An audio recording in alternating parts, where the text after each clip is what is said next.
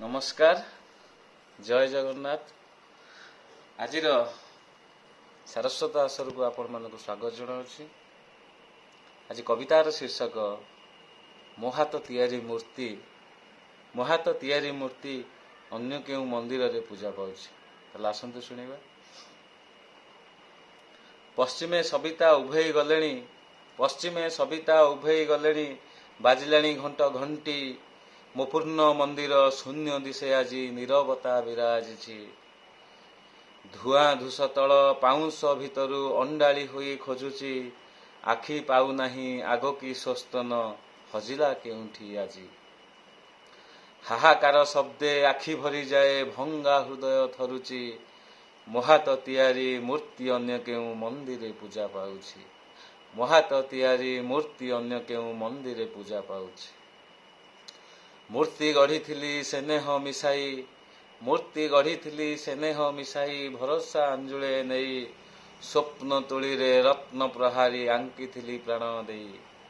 स्वप्नपुरीर अपरूप मूर्ति करी जीवन्यास। पाशु कड़ई नासी छिड़ई गले से मंदिर पास।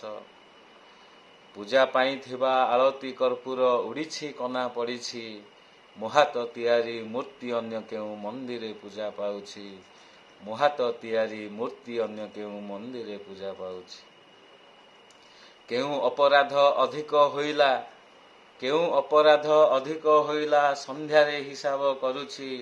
रक्त कालिकर शुष्क कणिका, रक्त कालीर शुष्क कणिका, फिका फगुण दिसुछि। झुरुची केतेकी मरुची केते, तकिया हिसाब करुची।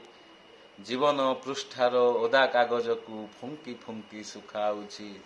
जीवन पृष्ठार ओदा कागज को फुंकी फुंकी सुखाउछि। फटा मेंटलरू असजड़ा शिखा भंगा आभ देई आसुछि। रास्ता दिसुनी कि मुह भी दिसुनी, अंध होई बाट चलीछि।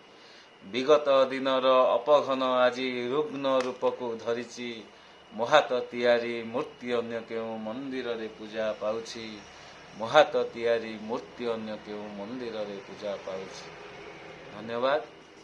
जय जगन्नाथ। आशा करछि आपण मानक कविताटी भल लागिथिबो एवं मते कमेंट लिखि जणांतु आपण मानक केमति लागिला। बहुत बहुत धन्यवाद।